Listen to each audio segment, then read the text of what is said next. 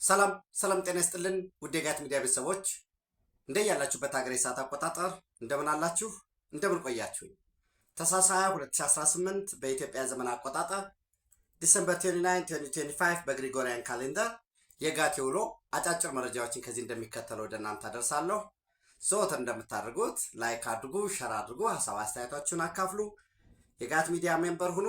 ጋት ሚዲያን በሱፐር ታንክስ በሱፐር ቻት ደግፉ። እየደገፋችሁ ስለሆነ እጅግ የከበረ ምስጋናዬ ይድረሳችሁ። 3 አጫጭር መረጃዎችን ወደ እናንተ አደርሳለሁ። ጊዜያችሁን እንድታወሱኝ በትህትና ጠይቃለሁኝ።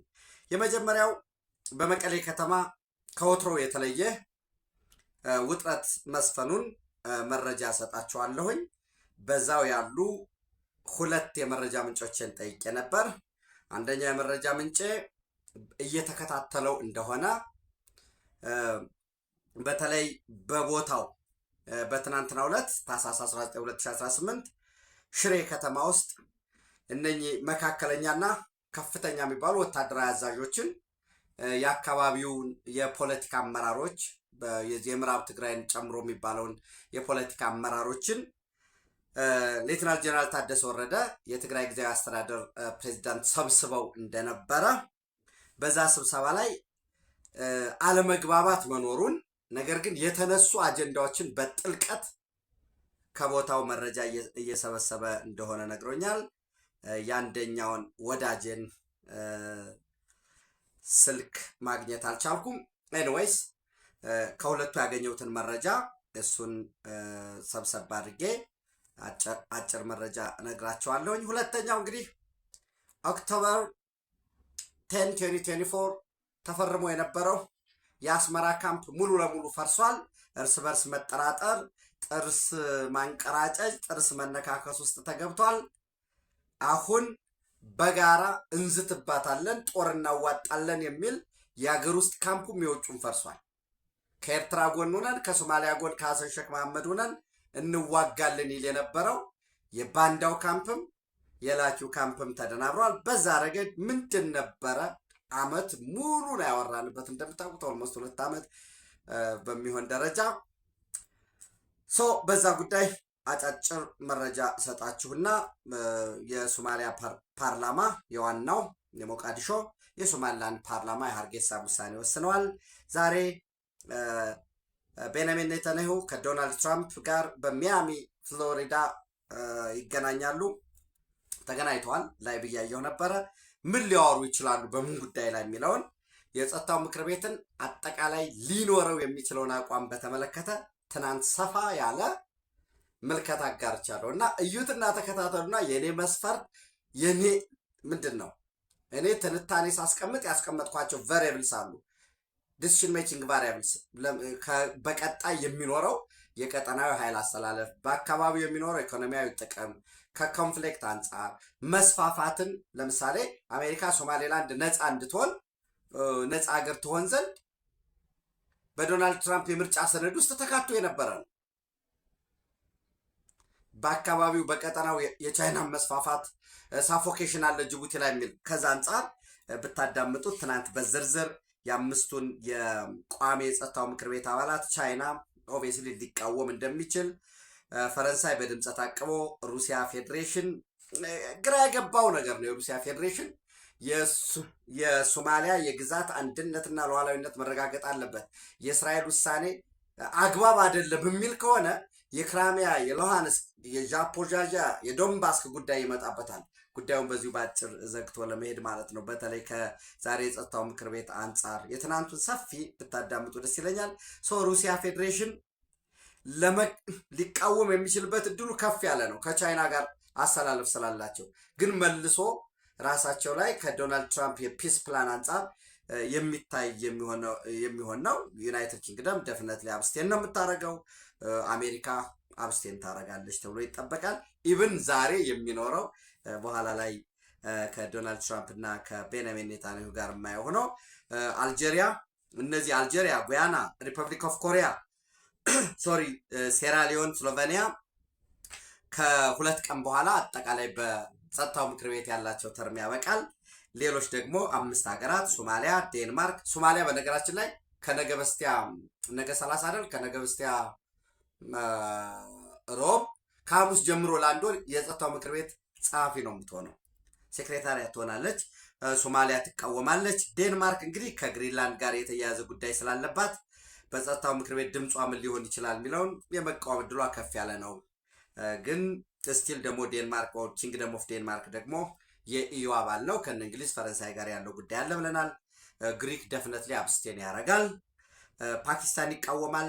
ፓናማ ከእስራኤል ጋር በጣም ጠንካራ ቁርኝነት ያለው በደቡብ አሜሪካ ፍልስጤምን አላቅም ፍልስጤም የሚባል ሀገር ብሎ ከተቃወመ አንዱ ስለሆነ ፓናማ አብስቴን ሊያደርግ እንደሚችል አልጄሪያ ይቃወማል። ጉያና በጣም ከእስራኤል ጋር ኒውዮርክ ባለው ኤምባሲያቸው እንደሚገናኙ ሁለቱም ኤምባሲ የላቸውም፣ ግን ግንኙነቶች አሏቸው። ኤምባሲ ለመክፈትም ፍላጎት አላቸው። በጉያና ግን በተለይ ከፍልስጤሞች አያያዝ ከጋዛ ላይ እየተወሰደ ከነበረው የወታደራዊ እርምጃ አንጻር በጣም በጸጥታው ምክር ቤት ስትቃወም ስለቆየች እንግዲህ ዛሬ ምን ይሆናል የሚለውን ሞሮርለስ አብስቴን ሊያደርጉ ይችላሉ የሚለውን አይተናል። የመቃወም እድልም ይኖራቸዋል። ሪፐብሊክ ኦፍ ኮሪያ ደፍነትሊ አብስቴን ያደርጋል። ሴራሊዮን በእንግሊዝ ቅኝ ግዛት የተገዛ በ1961 ነፃ ከወጣች ጀምሮ የአፍሪካዊት ሀገር ነች። ከእስራኤል ጋር ጠንካራ ግንኙነት ያለው ሁለቱም ዲፕሎማሲያዊ ግንኙነታቸውን ለማሳደግ ለማጠናከር የሚፈልጉ ነገር ግን በተመሳሳይ በጋዛና በፍልስጤም አያያዝ ጉዳይ ላይ ተቃርኖ የነበራቸው ግን ስቲል ሴራሊዮን ከራሷ የቀጣይ ፍላጎት አንጻርም ስለሚታይ አብስቴን የማድረግ እድሉ ከፍ ያለ ነው ብለናል። ስሎቬኒያ በአውሮፓ ህብረት ውስጥ ያለ ሀገር ወታደራዊ የመሳሪያ ሽያጭን ማዕቀብ የጣለ ከፍተኛ የሆኑ የእስራኤል የዲፕሎማቲክ ኮሚኒቲው ወደ ሀገሯ እንዳይገቡ የእስራኤል ምርቶችም ወደ ስሎቬኒያ እንዳይመጡ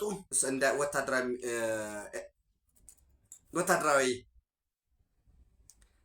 አገልግሎት ሰጪዎች ኮምባቴ ቬክል ሊሆን ይችላል የጦር መሳሪያ የነበረውን የመጀመሪያ ቀዳሚ ሆኖ ከአውሮፓ ህብረት ሀገራት ውስጥ ማዕቀብ የጣለ ነው።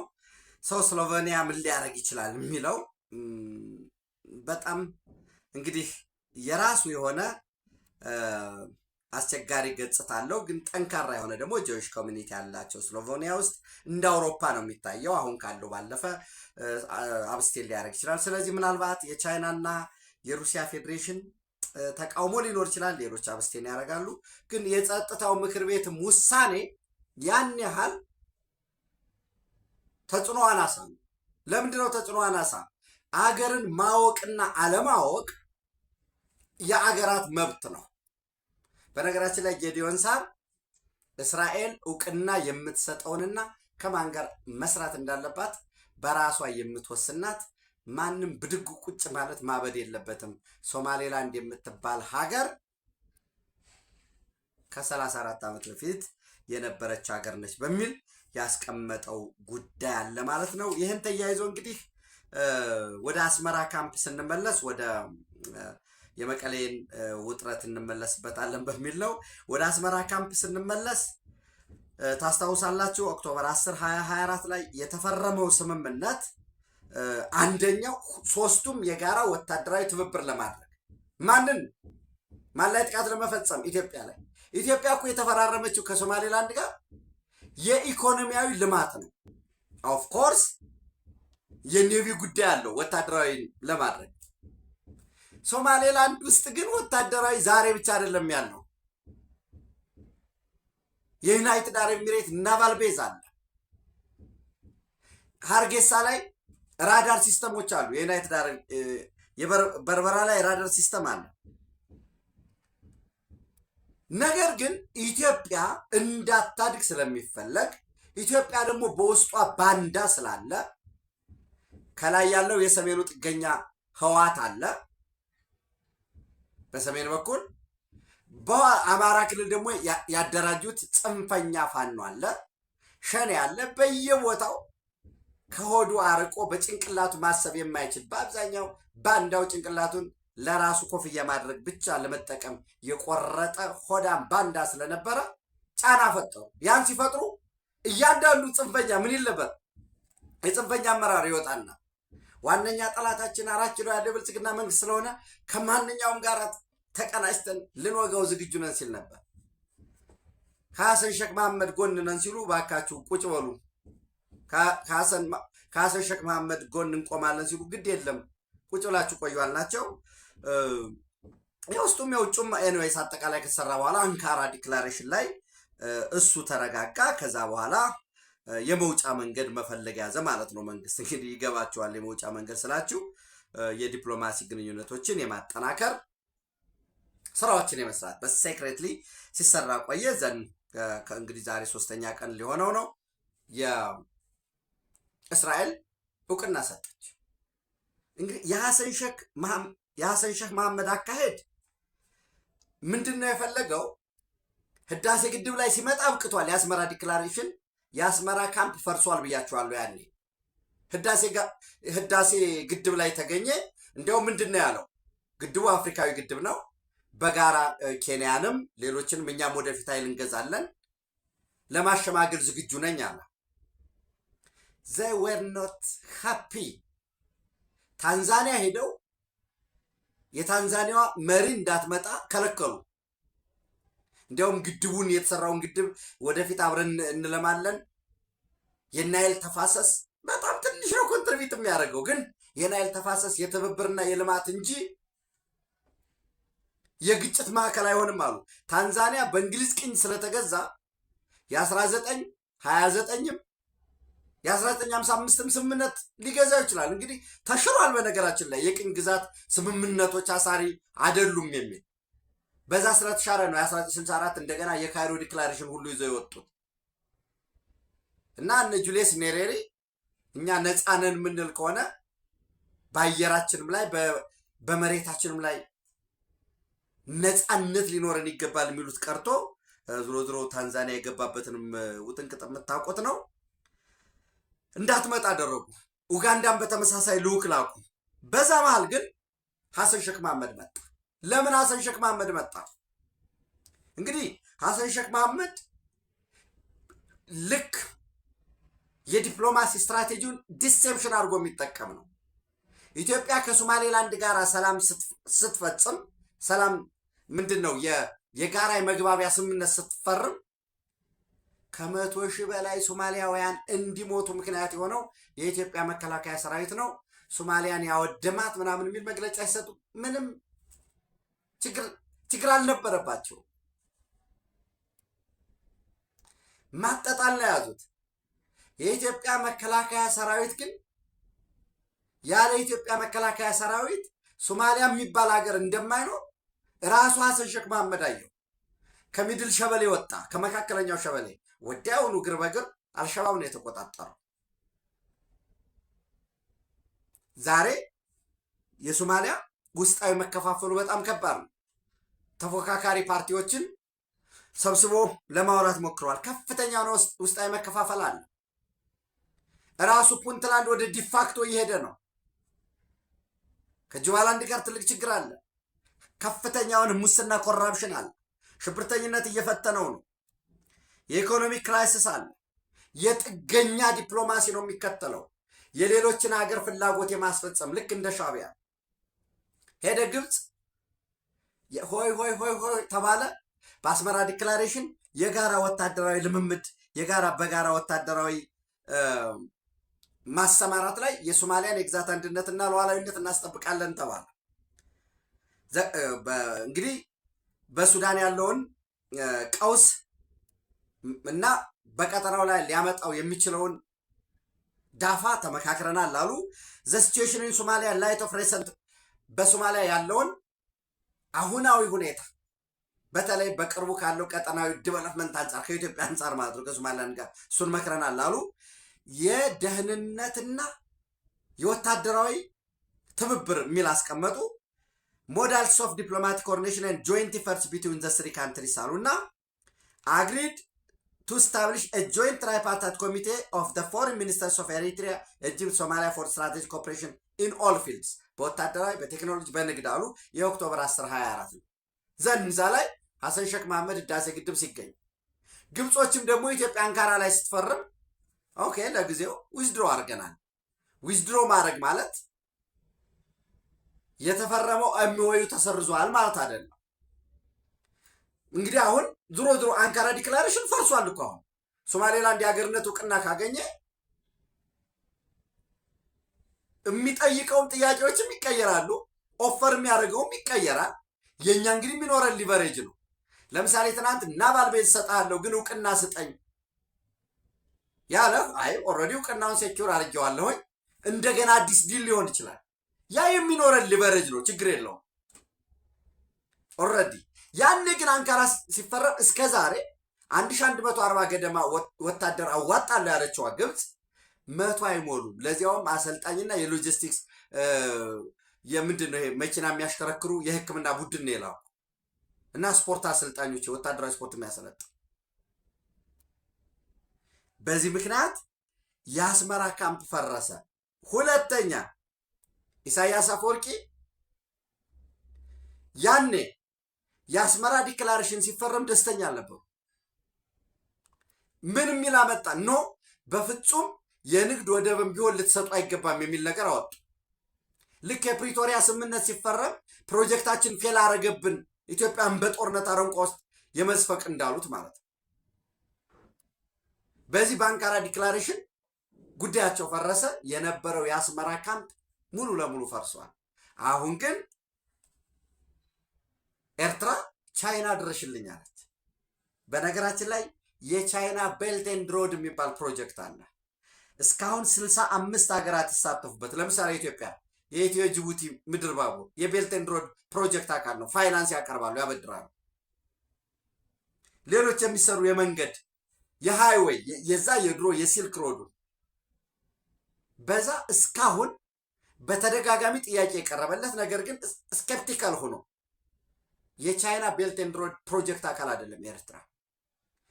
ግን ይሄ ነገር ዝሮ ዝሮ ነገር ለታይዋንም እውቅና ሊሰስብ እንጂ ለታይዋን እውቅና ስትሰጥ አስቀድሜ እንዳልኳችሁ ከሐሰን ሼክ መሐመድ ምን ሊሰነዘር ይችላል የሚሊተሪ ጉዳይ ምናምን ብሎ እሱን ትመዝናለህ። የእስራኤል የውጭ ጉዳይ ሚኒስትር ጌዲዮን ሳር እንዳለው ሁሉን መዝነህ ነው።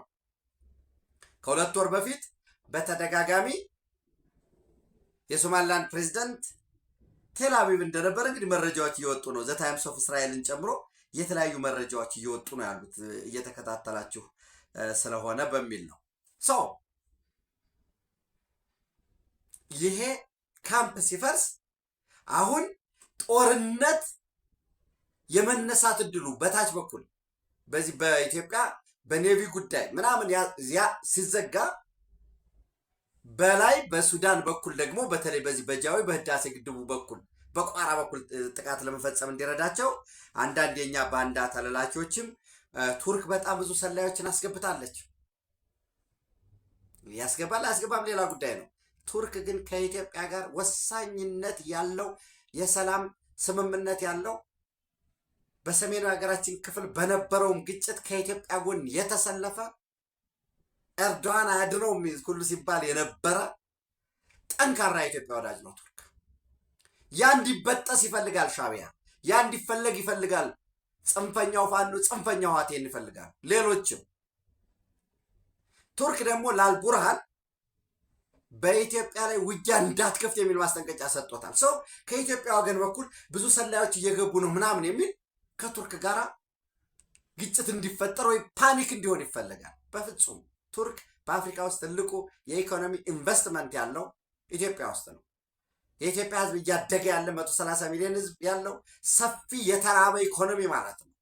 እዛ ውስጥ ኢንቨስት አድርገው በጋራ ሰርተው በጋራ የመጠቀም ፍላጎት እንጂ ወደ ጦርነት ኢትዮጵያ እንድትገባ አይፈልጉም። ለዚያ ነው ለአልቡርሃን ወደ ውጊያ እንዳትገባ ያሉት።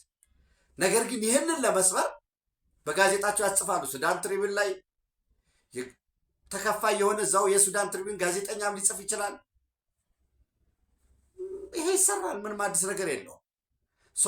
ከኢትዮጵያ በኩል ከኢትዮጵያ ሳይድ ራፒድ ሳፖርት ፎርስ ጥቃት ሊፈጽም ስለሆነ እየተዘጋጀን ነው ብለዋል። የሱዳን ወታደራዊ ምናምን አይፈጽምም፣ ሊፈጽም አይችልም። ከበናቸዋል፣ እናጠቃቸዋለን የሚል ፍርሃት የመፍጠር ነው። ልክ አንዳንዱ ኢትዮጵያ የሆነ ነገር ካለች የአፍሪካ ህብረት ሊነሳ ይችላል ምናምን ይላል። የአፍሪካ ህብረት ለኢትዮጵያ ተደማሪ አቅም ሊሆናት ይገባል እንጂ እግራችን ላይ የታሰረ በሰንሰለት የታሰረ ምን ጎትተው ድንጋይ መሆን የለበትም። እውነት ነው። የአፍሪካ ህብረት በአባቶቻችን ብልሃት በአፍሪካውያን ወንድሞቻችን ቀደምት ጀግኖች የተመረጥን የአድዋ ድል ባለቤት ስለሆን የተመረጠ ነው። የአፍሪካ ህብረት እኛ ጋር በመሆኑ አዲስ አበባ ኢትዮጵያ የዓለም ሶስተኛ ዲፕሎማቲክ መናኸሪያ እንድትሆን ጥቅም አስገኝቶልናል። ነገር ግን የቀይ ባህርን ጉዳይ ለማግኘት በምናደርገው ጥረት የአፍሪካ ህብረት የሚነሳ መሆን የለበትም። ይሄድ ይውሰዱት ልላቸው አልችልም። የአፍሪካ ህብረት ዝም ብሎ ነው እንዴ ያለማው? ከሲዲሲ ጀምሮ ሄድኳርተሩን ጨምሮ አቬሌብሊቱ የሆነ ሀገር ቢሄድ የትራንስፖርቱ፣ የአየር መንገድ፣ እነዚህ ሁሉ ጉዳዮች ሳይታዩ እና ናሬሽን ይፈጥራሉ። በዛ ናሬሽን ውስጥ መልሰው ይቀይዳሉ። ያንን ናሬሽን የገዛ ሰው ደግሞ የሆነ ነገር ከተባለ አፍሪካ ህብረት የሆነ ነገር እንዲህ ከተባለ ኖ አፍሪካ ህብረት እኛ ለአፍሪካ ህብረት ወጪ የምናወጣ የአፍሪካ ህብረትም ደግሞ እኛ ጋር በመኖሩ ተጎዳል ልንል አንችልም። የተባበሩት መንግስታት ድርጅት ሄድኳርተር ኒውዮርክ በመኖሩ አሜሪካኖች ዩኤን ሄድኳርተሩ ይነሳል ብለው ግሪንላንድን ወይ ፓናማ ካናልን ወይ የሆነ ነገር ሲያደርጉ ኢኮኖሚካሊ ስትሮንግ ስለሆኑ ምናምን ሊባል ይችላል። እኛም የምንወዳደረው ከአፍሪካ ሀገራት አንጻር ነው እና ይህንን በሱዳን ትሪቡንም በተለያዩ የሚጻፉ ጉዳዮች አሉ። በነገራችን ላይ አንድ በድር አብደላቲ ለምን ለጋዛ ተፈናቃዮች በጦርነትስ እንኳ ቢሆን እንዲሁ የፈለገው ቢሆን ወደ ጦርነት ቢያስገባንስ ያንን ፈቅደን ለምን እርዳታ እናቀርብም የሚል ጥያቄ ቀርቦላቸው ነበር። ኖ በፍጹም ወደ ጦርነት አንገባም የሚል ምላሽ ነው የሰጡ። ከእስራኤል ጋር ጦርነት መግባት የሚያስከፍለውን ዋጋ ያውቁታል ማለት ነው። ሰው በዚህ ረገድ የሶማሊያ ፓርላማ ውሳኔው ተቀባይነት የለውም ብሏል። ያው እንዲል ነው የሚጠበቀው። ብዙ ግብፅንም ጨምሮ ጅቡቲ በነገራችን ላይ በተመሳሳይ ከግብፅ ጋር ስምምነት ፈጽመዋል። ይህ ስምምነት ያልኳቸው ነው ከዚህ በፊት ምንም ነቲንግ ነው። 100 ሜጋዋት ዶራሌ ላይ ለማምረት ኤልሲውድ የሚባል ኢትዮጵያ ውስጥ ኬብል የሚያመርተው እሱም እዛ ሰፊ መሬት ኖሮት በጅቡቲ ፍሪ ትሬድ ዞን ውስጥ እንዲያመርት 1.2 ሜጋዋት ይሄ በሶላር እሱ ተመርቋል። በቀጣይ በጅቡቲ ውስጥ በመንገድ በወደብ መሰረተ ልማት መሰማራት ይችላል። አገራት ሉዓላዊ መብት አላቸው፣ ሶቨሪን አላቸው። ነገር ግን ለምሳሌ ኤርትራ ከግብፅ ጋር የመስራት መብት አለው። ከግብፅ ጋር የመስራት መብት ሲኖረው ግን ለኢትዮጵያ ፕሬዘንት ኢሚነንት የሆነ የሰርቫይቫል የሴኪሪቲ ኤግዚስተንሻል ትሬት ከሆነ ኢትዮጵያ ደግሞ በራሱም ሌሎችን ማስተባብሮ እርምጃ ይወስዳል። ይህ የታወቀ ነው። የሆነ ነገር የጉድጓድ ውሃ ቆፍሮ ባወጣ ቁጥር የሆነ ግብፅ መጥቶ ጅቡቲ ላይ ውሃ ጉድጓድ ቆፍሮ ቢያወጣ የሚያስደነግጥ ነገር የለውም። ስምምነቱም ያን ያህል ያኔም እንግዲህ መለስ ብላችሁ ብታዩት የግብፅ ጦር በአሰብ ወደብ ብዬ ሰርቻለሁ። ኖ አሰብ ወደብ ላይ 5 ሳንቲም ኢንቨስት ልታደርግበት የምችለው አይደለም። ኢትዮጵያ ካልተጠቀመች ምን ይሆናል? የአሳ ማጥመጃ ጀልባዎች ብቻ በታሪክ እኮ የአሰብ ወደብ ትልቅ መርከብ ከኢትዮጵያ መገልገል ካቆመች በኋላ አርፎበት አያውቅም። ምን ሊሰራ የለማ አንድ ያኔ ክቡር ጠቅላይ ሚኒስትር ዶክተር አብይ አህመድ የሄዱ ጊዜ አንዲት መርከብ መጣለች። በቃ አለቀ። ትልቅ የኢትዮጵያ ቃጫይ መርከብ ምጽዋ አካባቢ ላይ የሆነ ዘይትም ሸቀጣ ሸቀጥ የሆነ ነገር ይመጣሉ። መካከለኛ ጀልባዎች አሉ። የምትጥለው ነገር አይደለም። ግብፅ ያለበት የኢኮኖሚ ክራይሲስ ራሳቸውን ግብጾች ያው መወጠር አለ። ሀገር ነዋ፣ ናሽናል ኢንተረስት ነው። በጋራ ነው የሚቆሙ ለግብፅ። ከዛ ባለፈ ግብፅን ጨምሮ ጅቡቲ በጣም ሲያስተባብር የነበረ ነው። በባለፈው ሳይለንት የነበረ አሁን ግን ቦልዱ ነው። ሌሎችም በኢጋድም በአፍሪካ ህብረትም ራሱ የአውሮፓ ህብረትም ኢንስቲቱሽናል ግዴታው ነው። ይህንን አድርጓል። ወደ ተፈጻሚነት ሲሄድ ግን ምን ይሆናል? ምንም የሚፈጠር ነገር የለም እንዳልኳችሁ ማለት ነው። በተመሳሳይ የሶማሌላንድ ፓርላማም ውሳኔውን እጅግ የሚበረታታ ታሪካዊ ውሳኔ ነው። የእስራኤል መንግስትን ውሳኔ ሌሎች አገራት እንዲወስኑ እንዲከተሉ በመጠየቅ ውሳኔውን አድንቋል። ውሳኔውን አጽድቆ ሶማሌላንድ ሀገር መሆኗን የእስራኤል ባንዲራ ሶማሌላንድ ውስጥ ይውለበለባል በህጋዊነት። የሶማሌላንድ ባንዲራ ህጋዊ ሆኖ እስራኤል ቴልአቪቭ ኢየሩሳሌም የሚውለበለብ ይሆናል። በቅርቡ ፕሬዚደንት ኢሮ አብዲረህማን ማለት ነው ወደ ቴልአቪቭ እስራኤል ጉዞ ይኖራቸዋል ማለት ነው። በዛም እንግዲህ በቅርብ ጊዜ ኤምባሲዎችን ይከፍታሉ። በነገራችን ላይ ቆንስላ ያላቸው ሀገራት እንግሊዝ ቆንስላ አላት፣ ኢትዮጵያ ቆንስላ አላት። ዩናይትድ አረብ ኤሚሬት ላይዝን ወይም ጉዳይ ማስፈጸሚያ ቆንስላ ጽህፈት ቤት አላት። ዩናይትድ አረብ ኤሚሬት፣ ኢትዮጵያ፣ ተርኪ እና ዩኬ አለ። ተርኪ ተቃውሟልና እንዲያውም እስራኤሎች ምን እያሉ ነው? የትኛውንም የእስራኤል ውሳኔ ኳታርና ቱርክ ከተቃወሙት ውሳኔያችን ትክክል ነው ወደሚል መጥተዋል ማለት ነው። ሌላው እንግዲህ እንዳልኳችሁ ወደ መቀሌ ከመሄዴ በፊት ዶናልድ ትራምፕ ሚያሚ ፍሎሪዳ ገብተዋል። እንዳልኳችሁ ንግግር ጀምረዋል። ምንድን ነው የሚነጋገሩበት ሲባል አንደኛ በጋዛ ላይ ያለው ሁለተኛው የሰላም ስምምነት ይፈጸማል። ቤንያሚን ኔታንያሁ የእስራኤል ሰራዊት ወይም አይዲኤፍ ለቆ ከሁለተኛው መስመር የመጀመሪያው ለቆ ወጣ ከቢጫው መስመር፣ ከዚህም ለቆ ወደኋላ ለመሸሽ እንዳይወጣ ይፈልጋሉ። ሐማስ ትጥቅ መፍታት አለበት ወይንም ዓለም አቀፍ የሚሰማራው ስታቢላይዜሽን ፎርሱ ኢንተርናሽናል ስታቢላይዜሽን ፎርስ አሜሪካ የምትመራው ኢትዮጵያ የተጠየቀችበት ወደ 24 ሀገራት ፈቃደኝነታቸውን የገለጹበት እሱ ትጥቁን ሐማስን ላይ ያስፈታው ይችላል። ሐማስም ትጥቄን አልፈታም ብሏል። ይሄ በሆነበት ሁኔታ ያዝነውን ለቀን ሄደን እንደገና ተመልሰን ከምንመጣ ባለንበትን ቆይ ወይንም ሐማስ ትጥቅ እንደሚፈታ ማረጋገጫ ስጡን የሚል ይሆናል። ሁለተኛው ኢራንን በተመለከተ ኢራንን እንግዲህ በተለይ የኒውክሌር ምርምር ማዕከላት ማምረቻ ወይንም ማበልጸጊያ ማዕከላት ፎርዶንን ጨምሮ ጉዳት እንደደረሰባቸው ይታወቃል። ግን በጣም በከፍተኛ ደረጃ ባላስቲክ ኢንተርኮንቲኔንታል ባላስቲክ ሚሳይሎችን እያመረቱ ነው። በዚህ ምክንያት አንድ የራሱ የሆነ ጥቃት መፈጸም ይፈልጋሉ። ከተቻለ ከአሜሪካ ጋር በትብብር አሊያ ግን አሜሪካ አስፈላጊውን ድጋፍ አድርጋ ለእስራኤል፣ እስራኤል በተናጠል ጥቃት መፈጸም ትፈልጋለች። ሌላው የአብርሃም አኮርድ የሚባለው የዶናልድ ትራምፕ የሰላም እቅድ አካል ነው።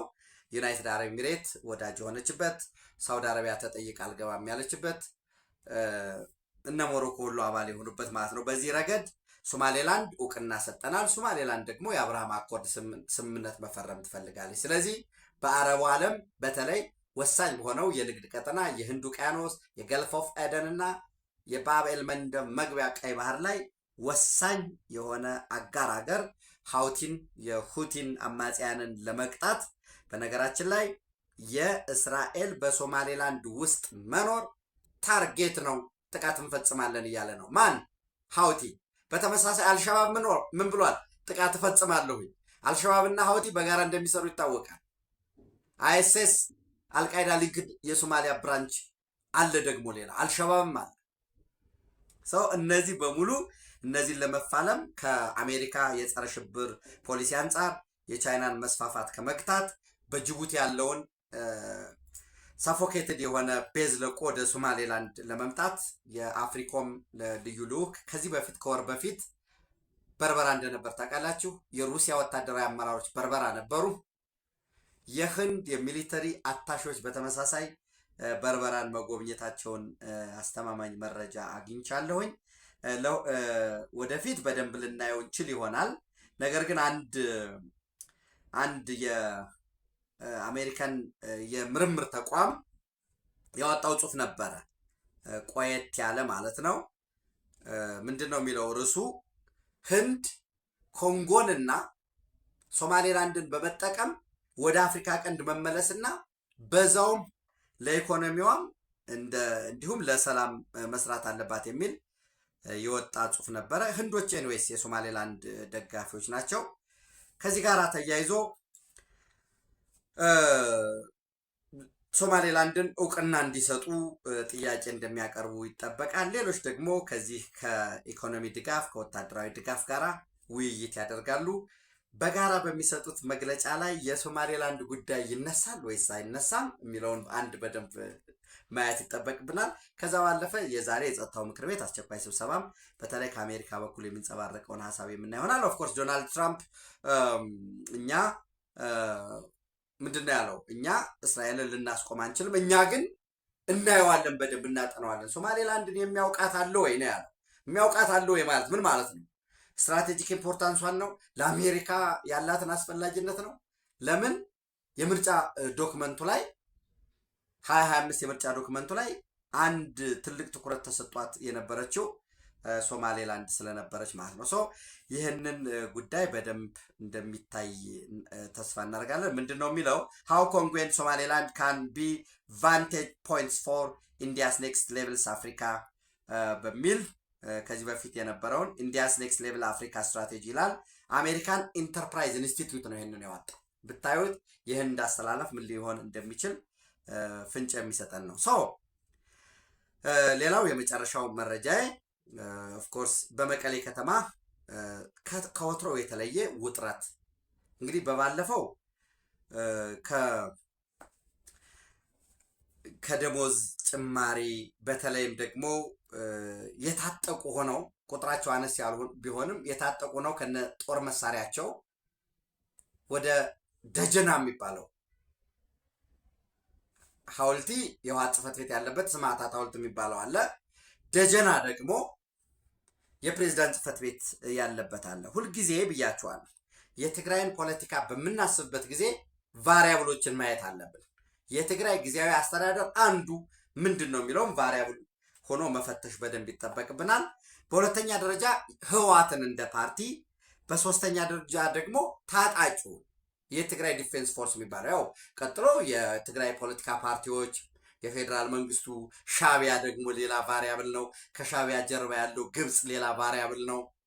ውጭ ያሉ የትግራይ ልሂቃንን፣ የሀገር ውስጥን ባለሀብቶች፣ እነዚህ ሁሉ ድምፅ አካተን የትግራይ ህዝብን ፍላጎት ከትናንት እስከ ዛሬ ፕሮጀክት አድርገን ማየት አለብን። ለምሳሌ ወለዶ የሚባለው ትግራይ ወለዶ ፓርቲ በቅጽል ስሙ ወለዶ ህወሓት ከሻቢያ ጋር የሚያደርገው ጽምዶ የሚባል አካሄድ ኋላ ቀርና ህገወጥ ነው፣ ሻቢያ ጠላት ነው፣ ጄኖሳይድ የፈጸመ ነው ብሏል። የፖለቲካ ፓርቲዎችን ማየት ይጠበቅብናል። እምላቸው ነው እነ ሳልሳይ ወያኔ፣ ባይቶና፣ አረና እነዚህ በሙሉ ምንድን ናቸው የሚለውም በደንብ መፈተሽ ይጠበቅብናል። ከቲዲኤፍ አንጻር በትናንትናው ዕለት ሽሬ ላይ ጄኔራል ታደሰ ወረደ እንግዲህ ተፈናቃዮችን ጎብኝቷል ብያቸዋለሁ ትናንት። በዛ በጎበኘበት ላይ ከዚህ በፊት ደብረጽዮን የህወሓት ሊቀመንበር፣ የህወሓት ጽሕፈት ቤት ኃላፊ ፈትለወርቅ ሞንጆሪኖ እና ማኑኤል አሰፋ ምክትል ሊቀመንበር የህወሓት በተመሳሳይ የትግራይ ጊዜያዊ አስተዳደር ምክትል ፕሬዚዳንት ሲሉ የነበሩት ተፈናቃዮች በከፋ መከራና ችግር እንኳ ሆነው ውድብ ድርጅታችን ትዳን፣ ድርጅታችንን ሳንይዝ የትም አንሄድም፣ እዚሁ እናልቃለን እንጂ አሉ ነበር ሲሉ የነበረው። ትናንት ግን በራሱ በትግራይ ቴሌቪዥን ሲተላለፍ የነበረው ውሰዱን፣ ወደ ቀያችን መልሱን፣ እንሂድ፣ ላኩን፣ ስደዱን ነው። ታደሰ የቀድሞ ጀግንነት ካለኝ ሌተናል ጄኔራል ታደሰ ወረደም እዚህ በመጣበት ወቅት ከባንኮች ጋራ ከብሔራዊ ባንክ፣ ከንግድ ባንክ፣ ከወጋገንና ከአንበሳ ኢንተርናሽናል ባንክ፣ ከመከላከያ ሚኒስቴር፣ ከዋና ኤነርጂ ሚኒስቴር፣ ከመስኖና ቆላማ ሚኒስቴር፣ ከሃይማኖት አባቶች፣ ከዓለም አቀፉ የዲፕሎማቲክ ኮሚኒቲ ጋር ንግግር አድርጓል። ተፈናቃዮች መልሱ ተብሏል። ተፈናቃዮችን በመያዝ ፖለቲካ መስራት አይቻልም የሚለው ከቀድሞው ኤታማዦር ሹም እሱን ደግሞ በጣም እነ ስታሊን እየወረዱበት ነው። ሳሞራ ያሉት የሚገርም ነው። እና በነበረው ስብሰባ ምንድን ነው እንግዲህ የሚለው ተፈናቃዮች እንዴት ይመለሱ በሚለው ጉዳይ ጄኔራል ታደሰ ወረደ በመነጋገር ከፌዴራል መንግስት ጋር ተነጋግረናል። ተፈናቃዮች መመለስ አለባቸው። ለዚህ ትኩረት ማድረግ አለብን። የፌዴራል መንግስት አስፈላጊውን የሆነ ድጋፍ አድርጃለሁኝ፣ አሁንም ለማድረግ ዝግጁ ነኝ ነው የሚለው። ጦርነት ውስጥ ብንገባ ተጨማሪ ተፈናቃይ ከመፍጠር በዘለለ የምናስገኝለት ውጤት የለም፣ የትግራይ ህዝብም ፍላጎት ይህ አይደለም የሚል ነገር ማንሳቱን ተከትሎ ምዕራብ ግንባር የሚባለው ጀነራል ምግበይ ኃይሌ ወይም ጀነራል ወርቅ አዝማች የሚባለው እዛ ያለው በሙሉ ጀነራል ሽሬ እንዳስላሴ አዲያቦ በሙሉ ወርቅ እየቆፈረ ነው። ሌላው ቀርቶ ወዳጆች ቃፍታ ሁመራ እዚህ ተከዜን ተሻግሮ እዚህ ወልቃይት በሚባለው እንኳን እዛ ያለውን ወርቅ የሚያወጡ አሉ። ቃፍታ ሁመራ ውስጥ ከዛ ራሱ ወርቅ ይወስዳሉ፣ ስመግል ያደርጋሉ። እና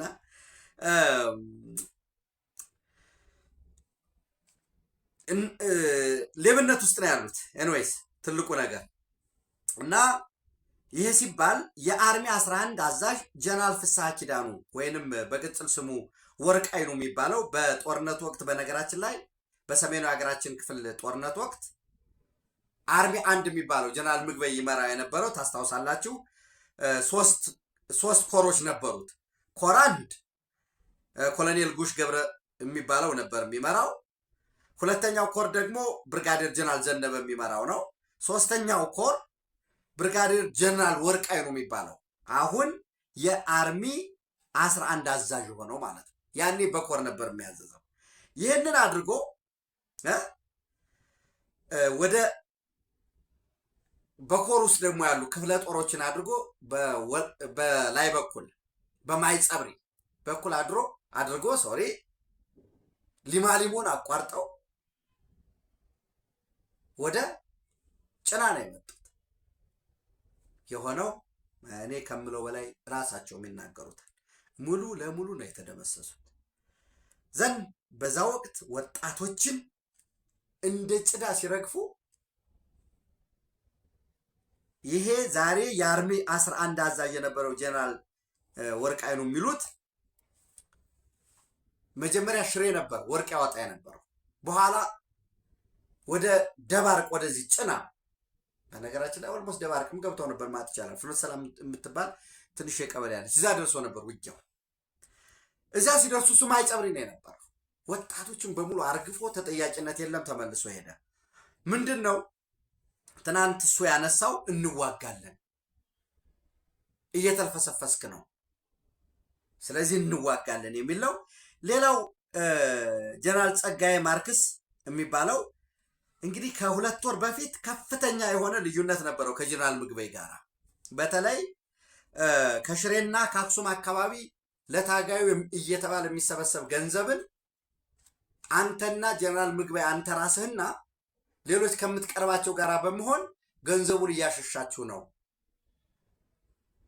እየዘረፋችሁ ነው የሚል ያው አልተጠቀምኩም የሚል ግጭት ምንድነው ቅሬታ ነበራቸው። እነኚህ ትናንት የአርሚ 13 ጀነራል ጸጋዬ ማርክስ እና የአርሚ 11 አመራር ወርቃይኑ ለቀው መውጣታቸውን ተከትሎ መቀሌ ውስጥ ከፍተኛ የሆነ ስጋት ተፈጥሯል። ስጋቱ ምንድን ነው?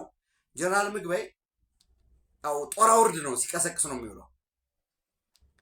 ከነ ደብረ ጽዮን ጋራ በመሆን ከምስራቅ ግንባር ከሚባለው ከአዲግራት አካባቢ ያለውን ይዞ እስከ ኤርትራ ድንበር ድረስ ያለውን በጋራ ጆይንት ሊሆነው ባካሄድም ተፈናቃዮችንም በተመለከተ አለዝቦ ስለያዘው ለኛ የሚመችን ስላልሆነ ሻቢያም ደግሞ ይቀየር ስላለ ታጣቂዎች ሊመጡ ይችላሉ፣ እንደባለፈው ግርግር ሊነሳ ይችላል፣ መፈንቅለ መንግስት ሊያጋጥም ከቻለ በሚል ነዋሪው እንደተደናገጠ ጥሬ ገንዘብ እየፈለገ እንደሆነ መውጫ መግቢያው እንደጠፋው ተደጋጋሚ መረጃዎች እየወጡ ነው ያሉት። ኦፍኮርስ ይህንን በደንብ እናየዋለን። ዞሮ ግን ወይዘሮ ኬሪያ ኢብራሂም ያሉት አለ። በትግራይ ክልል መሰረታዊ ለውጥ ሊመጣ የሚችለው ህወሓት የሚባል የትግራይ ህዝብ ዕዳ ሸክም የሆነ የጥገኞች ስብስብ ሲወገድ ነው በሚል ያስቀመጡት ጉዳይ አለ።